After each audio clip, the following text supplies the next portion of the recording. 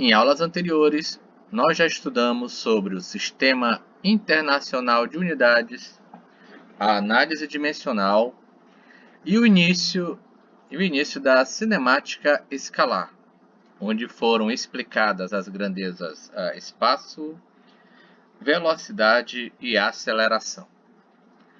Também foi explicado inicialmente o movimento uniforme. O movimento uniforme é aquele caracterizado pela velocidade de um objeto que não varia com o tempo. Foram apresentadas 3 equações da velocidade, da equação horária dos espaços em função do tempo e do gráfico do espaço em função do tempo, onde, se você tirar a tangente do ângulo, você obtém a velocidade.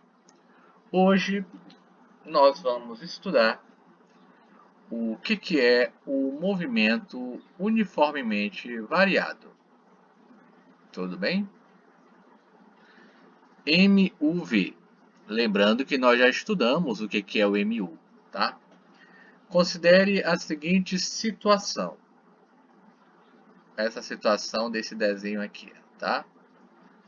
Eu tenho um objeto. Esse objeto que vocês estão vendo é uma esfera, né? Na verdade é um corpo, tá? Um corpo qualquer que está se movendo para a minha direita, tá? Nesse eixo aqui horizontal, tá? Onde isso aqui seria a origem, né? Tá? A origem. E ele está se movendo para a minha direita, tá certo? Com uma velocidade v1, com uma velocidade v2, com uma velocidade v3, com uma velocidade vn, tá? Onde, para esse ponto, vamos chamar aqui de espaço 1, espaço 2, espaço 3, e após, né, algum tempo, nós teremos o espaço enésimo. Cada uma dessas velocidades, para cada um desses tempos, que eu posso dizer que aqui nós temos o T1, tem o tempo 2, tenho o tempo 3, tenho o tempo enésimo, tá certo? Se a minha velocidade para esse exemplo acima, V1, for diferente de V2, que for diferente de V3, que for diferente de um V enésimo, ou seja, qualquer V posterior, se a minha velocidade varia com o decorrer do tempo, o meu movimento é classificado como movimento uniformemente variado. Movimento uniformemente variado. Esse é o nosso tópico abordado agora em 2.4.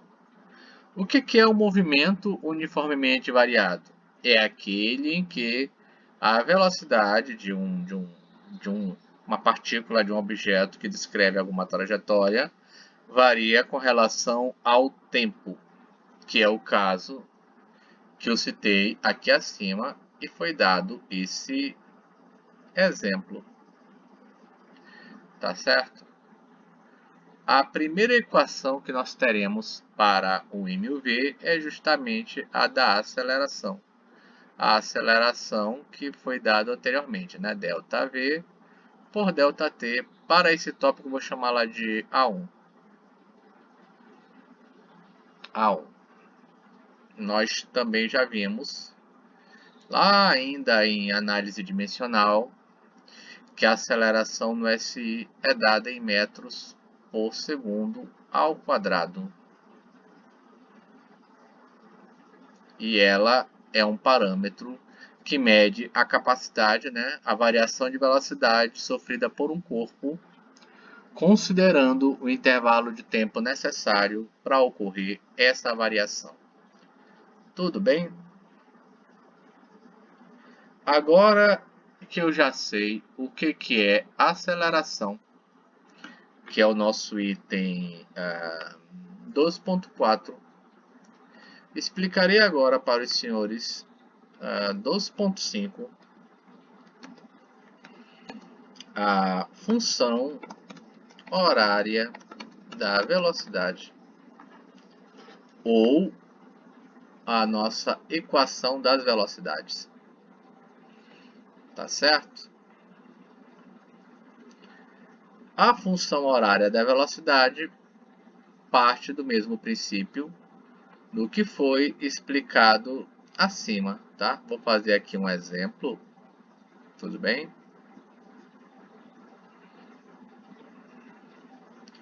Onde nós vamos ter a mesma situação, mas como uma foto estroboscópica, né? Eu vou colocar apenas duas situações, tá? Como se a gente fosse tirar uma cópia, né? Uma foto justamente nessas situações, tá? Eu quero, assim como eu encontrei a equação de mu, eu quero encontrar a minha velocidade, agora considerando a questão da aceleração. Então considere esse desenho que acabei de fazer.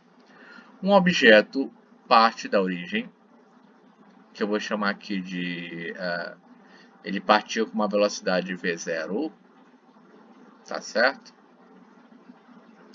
E após um tempo t, tá certo? Houve um tempo em que ele se movimentou, chegou a esse ponto que eu vou chamar de v, tá? Onde aqui era a minha origem e aqui ele percorreu até um espaço A. Como ele chegou nesse ponto, esta aqui é a minha velocidade final. Tudo bem?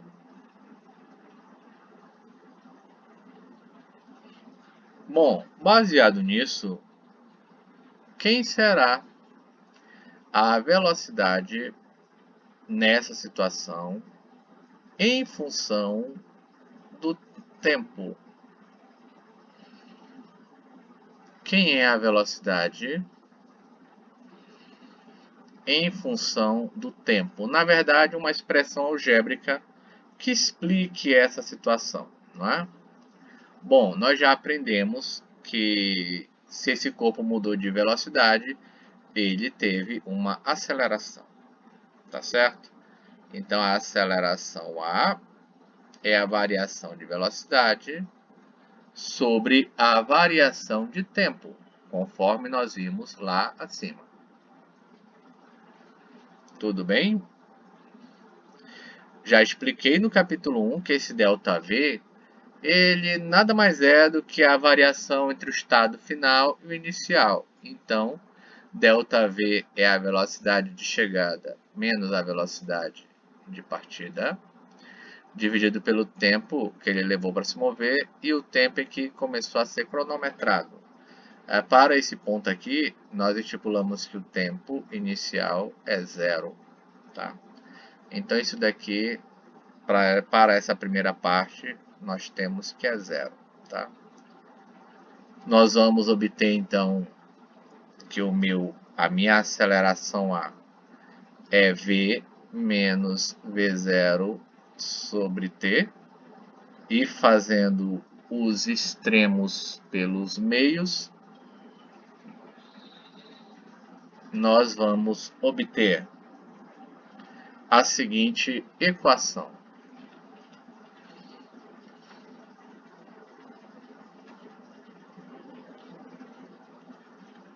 A equação V igual a V0 mais AT, que eu vou chamar de a minha equação A2. Tá certo? Você poderá perceber que eu fiz o extremo pelos meios e levei esse termo que está negativo lá para o outro lado positivo. V é igual a V0 mais AT.